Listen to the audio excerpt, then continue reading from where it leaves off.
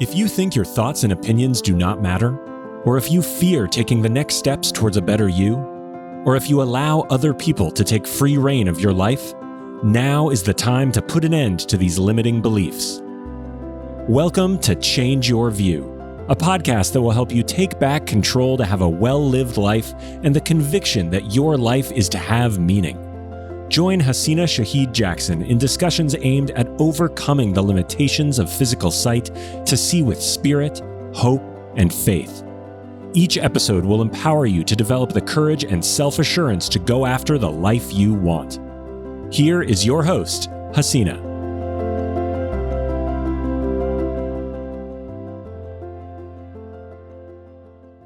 Well, hello, Cherie. Thank you so much for being with me here today. And I know that our conversation is going to be enlightening. I'm so excited to have you be a part of my show. I'm so excited to share my story and be a part of your show. So thanks for having me and considering me to be on your show. Yes, and I'm going to jump right in because I met you about 4 months ago and you left me in awe. And we had such a great connection that I just said, I must interview Cherie for my podcast because you have a why and a purpose that is inspiring. And I would like people to know what that purpose and why is. So please explain it. Yeah, so I have a holistic, all-inclusive female development company.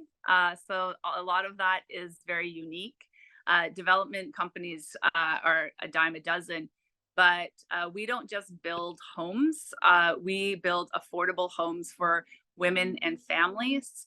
And we are particularly looking at not just the housing crisis, but we're looking at what is causing the housing crisis. We're looking at the root cause. So many people think that, we have a housing crisis, but I don't think that we do.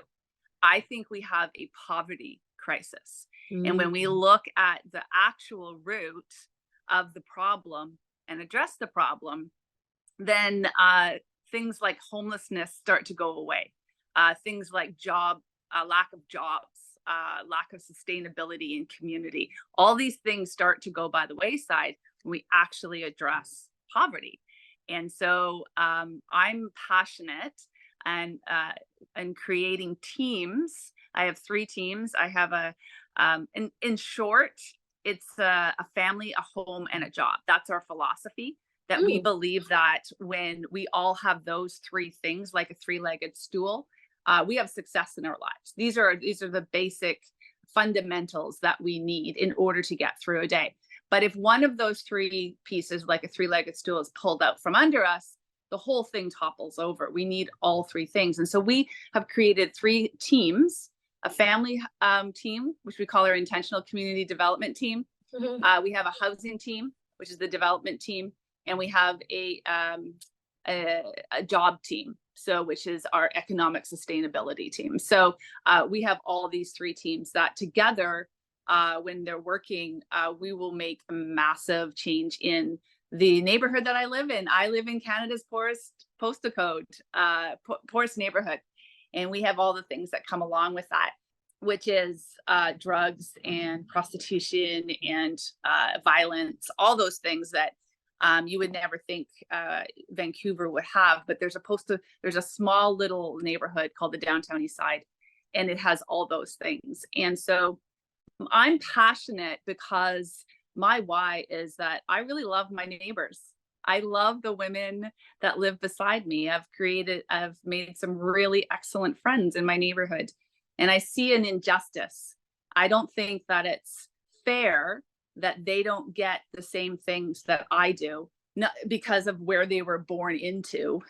So my passion is to make things at least an equal playing field, and to see this neighborhood changed. This is the neighborhood that I had my family. I have 5 kids and an amazing husband that I chose. I was educated. I had the things. I wasn't wealthy by any means, but I had the privileges in life to really choose. I had that gift of choice. I could go anywhere I wanted to in the world, really.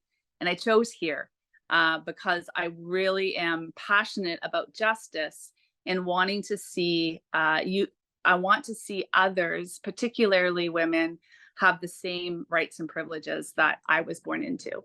And so my why is for my kids. I want them to see what it means. I don't want them just to hear stories at the table, although we do that as well. I want them to I want to like show them what I think it means to love thy neighbor. And so my husband and I, in our early 20s, decided to move into Canada's poorest postal code against our parents' wishes. And we joined a community. There was a community that was already here with the Salvation Army. And we were invited to come and be a part of this community called 614 in the downtown east side. And it was life-changing. It's a place where I had children. I birthed children in the neighborhood. And you have said so many things though, Cherie. I'm sorry. I know. But I'm just saying, but you have dropped so many nuggets that I'm gonna have to unpack that, because you have so much. So we're gonna take this a little piece at a time here, because one, I have to ask you, and you kind of alluded to it, is what made you understand that this was the path for you? What caused you to see that this was the direction that you should take? I think I was born into a Salvation Army home. I had a grandfather that I was so privileged to have such a positive male influence in my life. And, right from birth. And we know the effects now from the studies psychologically, what 0 to 5 has on you from other people as a child. And I just happened to have a very strong grandfather that was about protecting his granddaughters, and we lived together. We lived in the same house. And so he would sing gospel songs over me at night.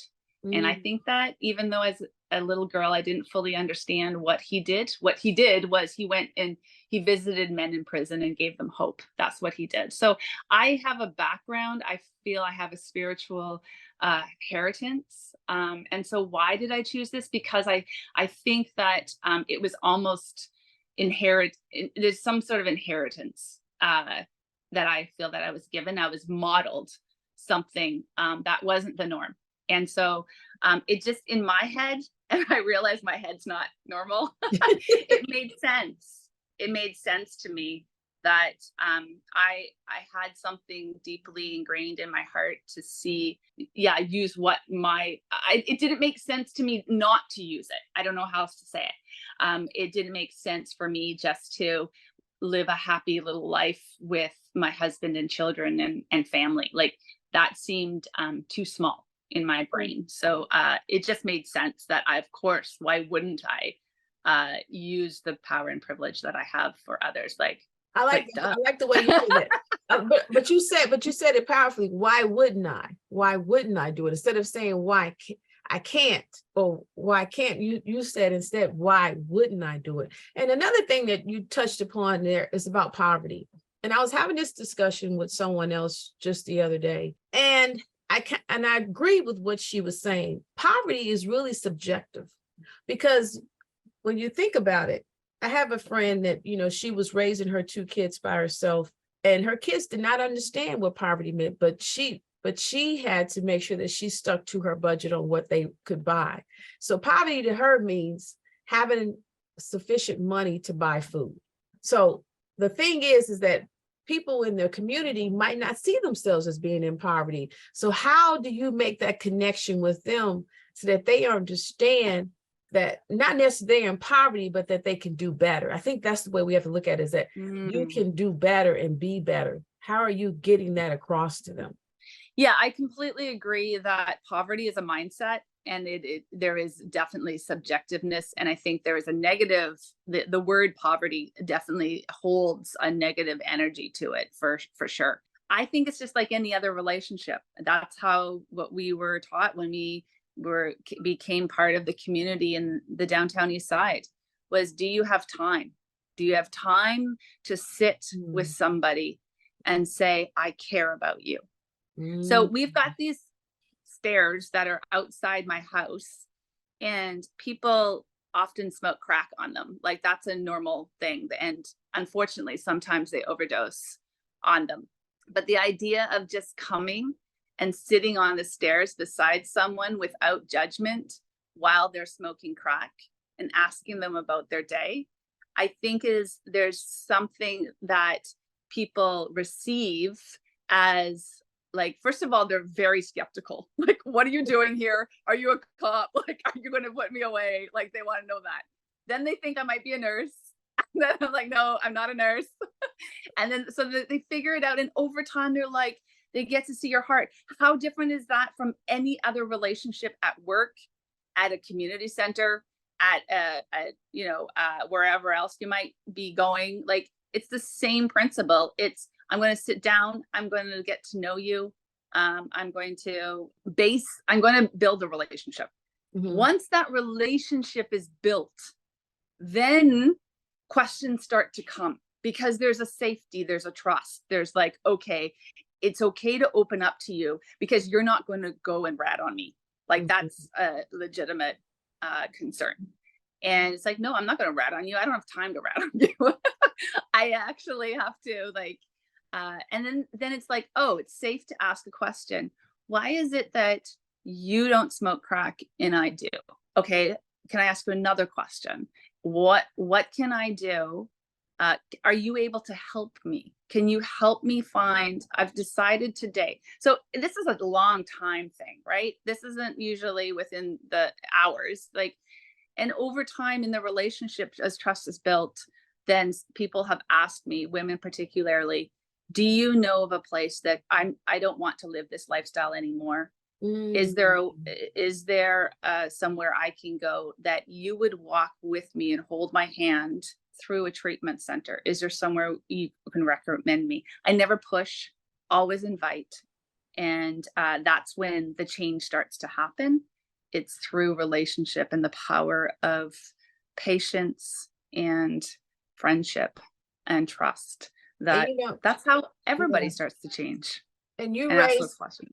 You raised an interesting point there, because we think that it's immediately jumping in and trying to make someone do something. However, you exhibited character and showed that you cared and looked at the small details, and that made them trust you. And you established that credibility, where then that woman said to you, finally, she really does care about me.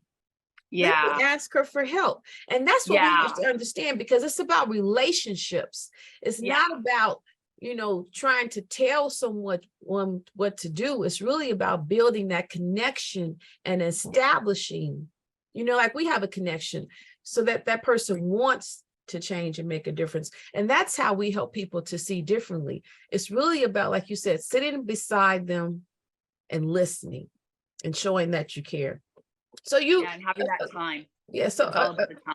Yeah. So another thing that comes to mind, though, is that you say you have 5 kids, right? 5 kids, and you're living in a community that's really, like you said, someone can sit on your porch and smoke crack. How do you feel that impacts your children, and how are you showing your children, that this is more of an education versus something that you want them to take up and do themselves? Yeah, for sure. I mean, there is nothing more impactful than there's no lies when you live in this neighborhood. If you open your door and you see someone, strung out on crack, my kids see that and go, yeah, that doesn't look attractive. Like, often in Hollywood or something, it may look glamorous, or there's other ways that maybe alcohol and drugs look like a glamorous way of living or an escape or whatever, but they see the real hard truth. And so whenever we go in and out our doors, they see mom and dad and the others that live in the house helping those. There's a clear understanding right from infancy that mom and dad are here to help them because something's not right.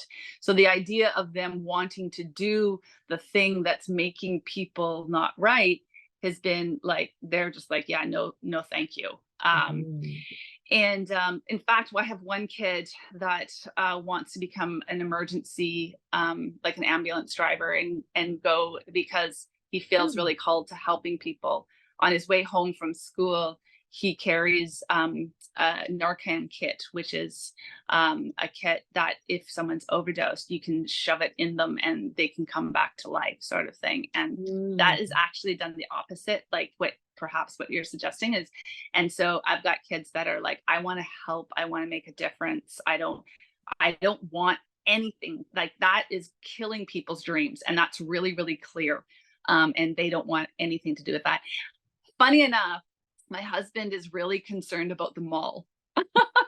And the reason he's concerned about the mall is because it's very subtle. The like when you go into a store, the girls go into the store, there it's like, hi, can I help you? And it's very, very subtle. He thinks the downtown east side and outside our door, there's no subtlety. It's in your smack in your face. So he would often pray over my girls before they went to the mall because it was way more subtle. And we have had lots more conversations about the effects of capitalism and body image and all the things. He thinks that the mall is way more dangerous actually than our neighborhood. So yeah, that's kind of how our kids, we've taught our kids, and the modeling again is so important that they don't want anything to do with what the drugs and alcohol that's going on. So the perception, so he sees the outside immediately as not being so much the threat, but really the mall is being the threat. That's very interesting. So it's based on perspective and how you perceive things. But let me ask you this, what obstacles, because I mean, sometimes people are not really open to help and change. So what obstacles have you encountered undertaking this path? Yeah, I mean, when I was working full time for the Salvation Army before I became a social justice land development, there was, I mean, we didn't have, it wasn't like business. There wasn't like a quota that we had to meet of helping people out of drugs or anything. So it was just creating community. And so I didn't really see any obstacles as such. Maybe it would be my own, like, could you hurry up and get out of this lifestyle so we can get on to some more exciting things? That might be an internal thing. But other than that, the team that I worked with, there really wasn't obstacles. Sometimes I wish, now, one of the obstacles I found for the women, not necessarily for me, was finding housing, which is what was the reason why I became a developer in the first place. So women would ask me to come once they've left a drug and alcoholic lifestyle, and they have a job and they got sustainability, they'd be starting to look for homes. And Vancouver is in a housing crisis. I say that we're not, but there's not enough homes. That's just the thing. And there's especially not enough homes for the poor. There's lots of homes for the wealthy, but there's no homes for the poor. So we would go, and I would go with a woman to get a rental property. Like they would rent the basement suite or something. And the moment that they opened their mouth to say that they had, they're in recovery or something of that language, that all of a sudden we would notice the landlord that was showing us through the suite would be like, oh, I just got a call this morning. Actually, this suite is taken. So sorry about that. I don't even know why I invited you over. Like, it was just this all of a sudden really weird. And it was the injustice again, where they would look at me and I'd go, this is all wrong. This is all wrong. And so what would happen is the landlord would obviously choose the nice family over the woman that has been trying to change her life for the past year or whatever. And so that was a challenge for the women to find decent housing with a addictive background. But for me personally, I didn't find challenges when I was working with the Salvation Army. I just really trusted that women would come along. I just trusted God that the right woman would come into my life at the right time, and I would just help them and just be available for help. That was basically my job. There was no push. There was no, like, I didn't really see an obstacle. There was just basically making a friend, just like you and I have become friends. Right. Yeah. You know, it's amazing that society still continues to push people down. I mean, like you were just saying about the housing issue there. I mean, the woman, instead of being welcoming and saying, well, I see you're trying to turn yourself around and embracing them, instead they're trying to push them back to their old habits and old way of thinking, because that could be a deterrent to someone trying to get better. You're showing me Exactly. there's a reason for me to get better, because you what's the want point? me to get better. You want me to go back out to where I came from and continue, doing the drugs and being on the streets and doing things that I shouldn't be doing. That's why community model is so important. The government thinks a housing first model is what works, and there is some data to support that it does, that once you have a house, then you get everything sorted. But that's not what works. What works is a community first model, so that that woman has a friend, a neighbor, someone to get all those thoughts out of her head.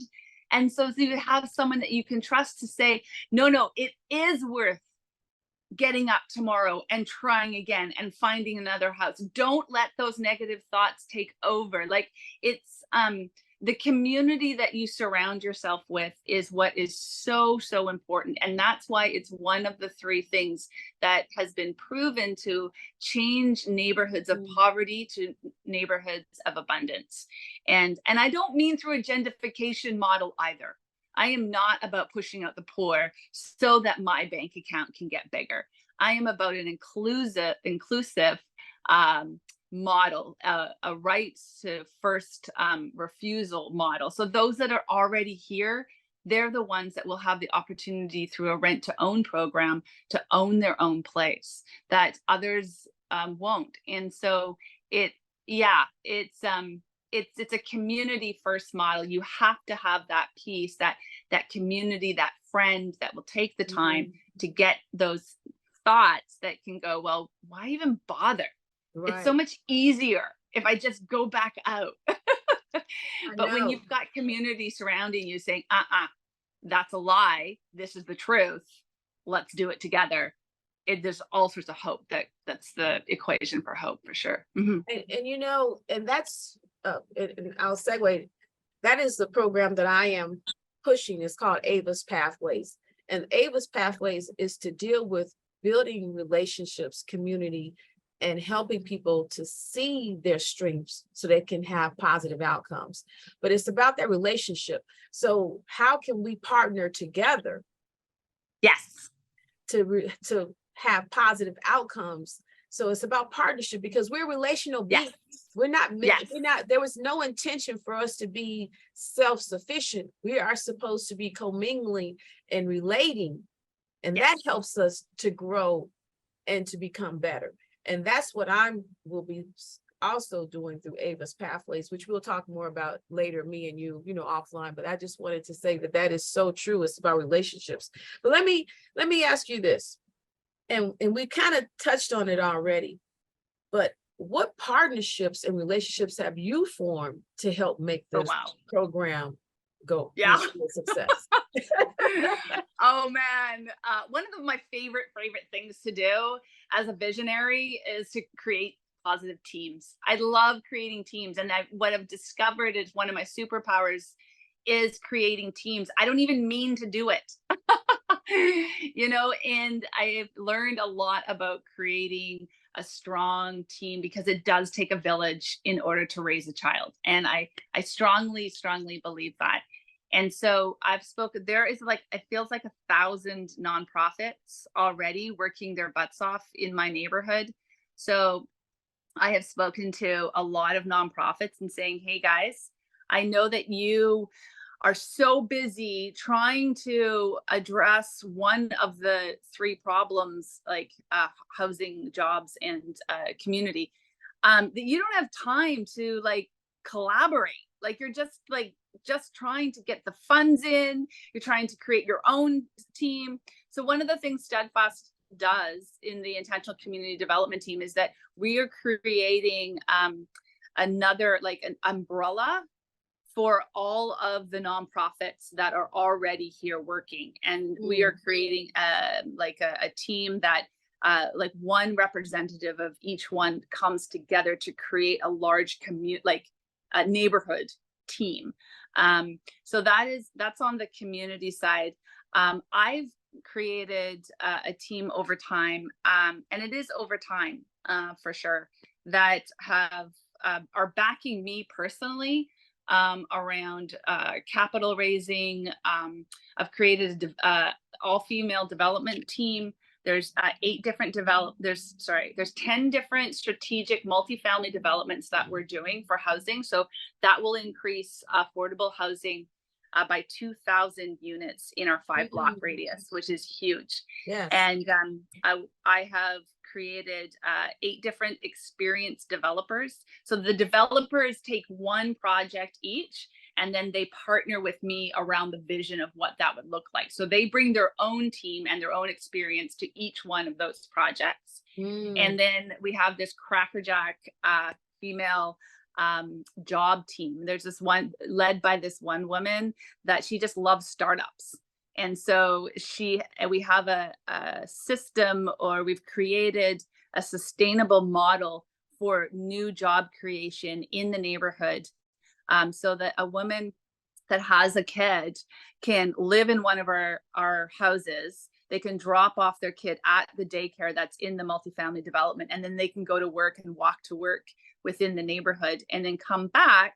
And because of the model of the multifamily development, where you only have to cook, it's shared cooking, that we have community kitchens, and a mom will take one night out of entire week in order to cook, so she can spend more time with her kids and make a stronger community.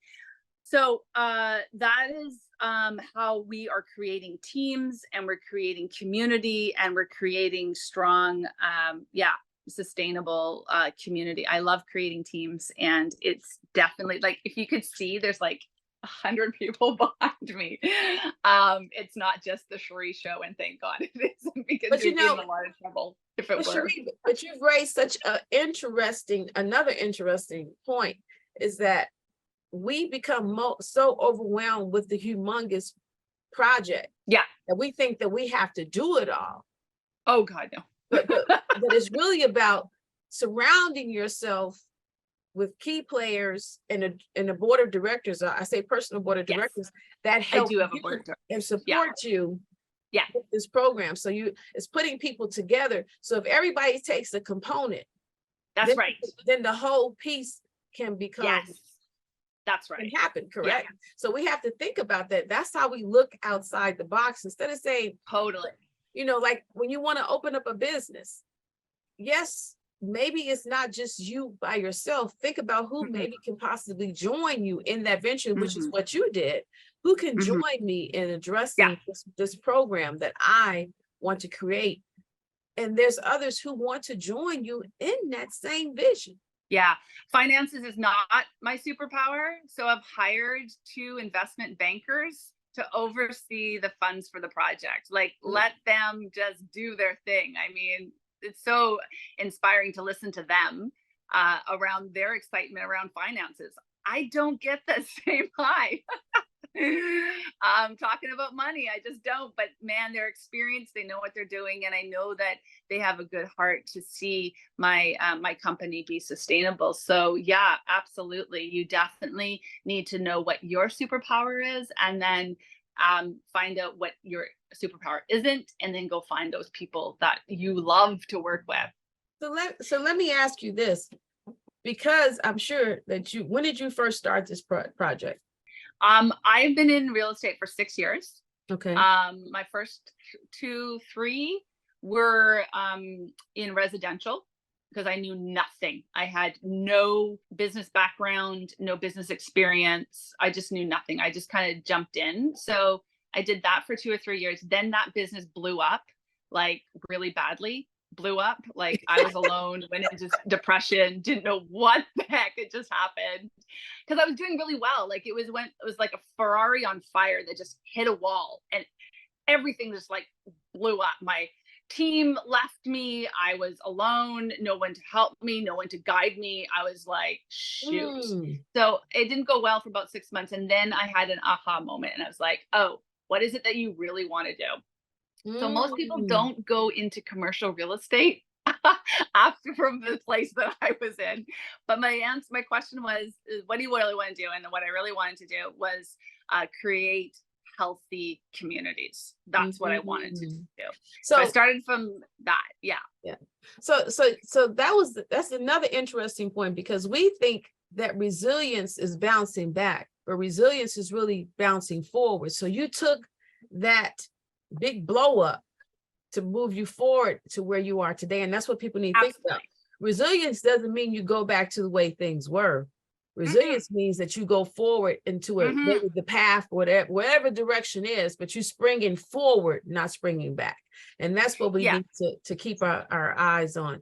And I commend you for that. So you had that hiccup, and you bounced forward to being where you are today. So how do you remain committed and accountable to what you're doing? How do you keep that commitment? Because I'm sure there's been some peaks and valleys where you've hit some road. So what did you do? How did you bounce and keep going forward to keep going with this project? Yeah, it's team for sure. It's finding those people that believe in you and believe in the vision that you've set out, and believe in the model to get to complete that vision.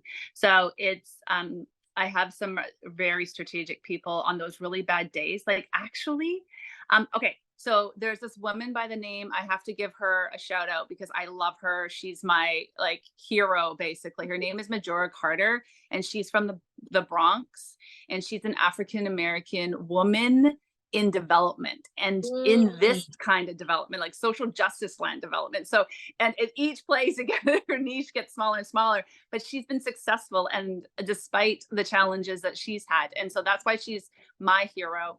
And she said in her book, be prepared, have thick skin. People are going to come after you. Like the people that you thought you could trust, they're going to come after you. So be prepared, right? And like clockwork, like it was crazy. I've had a small group of people actually come after me and like, Cherie, stop this. Like they're actually, it was like, you gotta stop. Like, so it's on those days where it's really difficult that I have my team of support, that when I can call at any time, day or night, and say, you know what, this just happened. And, or I have had investors that have promised upon promise, upon contract, that they would come through on the date that they said they would come through, and they don't. And what that does for my reputation, what that does for my confidence, what that does for like I've just been in tears in my kids' arms, you know, like it's been really, really hard when those disappointments, those days, that I have people like Ron, people like Cindy, people like Andrew, who's on my board, who meets with me weekly. It's almost like a preventative model, to keep my confidence up and say, Cherie, we believe in you. Don't let this is a distraction. Stay focused. Like it's those people with those comments that feed into my resiliency that I believe is a gift as well. So yeah, you got to have your peeps. Okay. Otherwise, forget it. So you're not going to make it. So the basis is really, to me, sounds like about community and really allowing the setbacks and being vulnerable and not minding sharing how you're feeling with others so that they can be those strong supports for you so that you keep going forward and building this project. So you said something, and this really makes me pause. You said the word visionary, and a lot of times we hear that, but what does that really mean to you? What does visionary mean? Yeah, I believe I've been created to see things. This may be a bit woo-woo, but I can see things before they're completed. So when I walk around my neighborhood, I don't see what's in front of me. I see the final product. I actually see the multifamily development completed. I see children laughing and skipping and playing in the park, where right now it's mostly single men that are in the park. I see a safe neighborhood. So I'm able just to see in my head the actual end product. So that's what it means to me as a visionary. I was talking to a friend on my team the other day, and I'm like, okay, so I got an idea. He's like, oh no. And it includes you. He's like, oh no. So I think that being a visionary, I think the world does not, in general, honor visionaries. I know for the longest time in my life, like it is part of who I am. I'm an artist. I went to school to become, no, I already was an artist, but I have an art degree. I can draw and paint, and I can see what the final product looks like on paper before I draw it. And so I always have, I just, so visionaries, I don't think have been very honored in this world. And I remember the very first time I won an award in real estate, because I was fixing and flipping homes, and I was creating and designing the inside of a home. So I'd use the money from the fix and flips in order to purchase homes for women that were not being able to find housing. That's a aside. Mm-hmm. But the point is I won an award. I was doing really well. And I remember a call with a friend, and I said, I feel like such a fraud. I haven't done anything. Like, this isn't my award. This is the guys that showed up, the electrician, the construction, the everybody else that did the work. Like, I didn't do any work. I just told people what to do. And he's like, Cherie, he completely changed my mind. If you want to talk about changing minds, he completely is like, Cherie, without you having that vision, you wouldn't be getting this award. The electrician wouldn't show up. The plumber wouldn't show up. The new carpet wouldn't be there if you didn't envision that first. And that was the very first time I started to realize that how important visionaries were. And I started to change my own view of how I saw myself because of this guy who said, Cherie, that is your award. Yeah, the team will be there on the award night. Don't worry, we're going to come. We're going to come and take our glory. But we wouldn't be here for you. And that was mind blowing for me. And it was really from that moment forward that I started to really value the visions that I had in my head. I thought they were just silly dreams. I didn't realize that they actually, when employed and spoken out, that they actually are given life, and it's what changes the world. And then I started to do research on other visionaries and what they've done, and I was like, oh, okay, this is okay. you have given so much value here today. I mean, the whole thing about just being resilient and moving forward and believing in what you want to accomplish and surrounding yourself with key players, your board of directors that help and inspire you to keep moving forward. And then the other thing is that relationships. I mean, like you said before, the women in your community, it's about relationships. You're not telling them that they're in poverty or there's something wrong with them. You're just sitting beside them, showing that you care, showing them your heart, and in turn, they are seeking to become better because they see that you care. So that's how we help change each other. And that's how we lift each other up. You know, one of the things that is a quote that I love, it says, do not go where there's a trail. Instead, go where there's no trail and leave a path behind you for someone else to follow. Love it. And that's what we need to do. And that's what you're doing. And I commend you so much, because a beginning means that there has to be an end. And you're creating new beginnings as you go forward. So I thank you for your time today. Is there any final thought that you want to leave a viewer with today on just understanding that believe in that vision? I mean, I think you said more than enough, I believe, but if you have one more thing you want to say, you go ahead and say it, but I appreciate so much that you've provided today. Yeah. Speaking of quotes, one of my favorite quotes is from oh my gosh, I say this 1,000 times a day, but it actually just moved from my head. The quote is that we need to stop pulling people out of the river.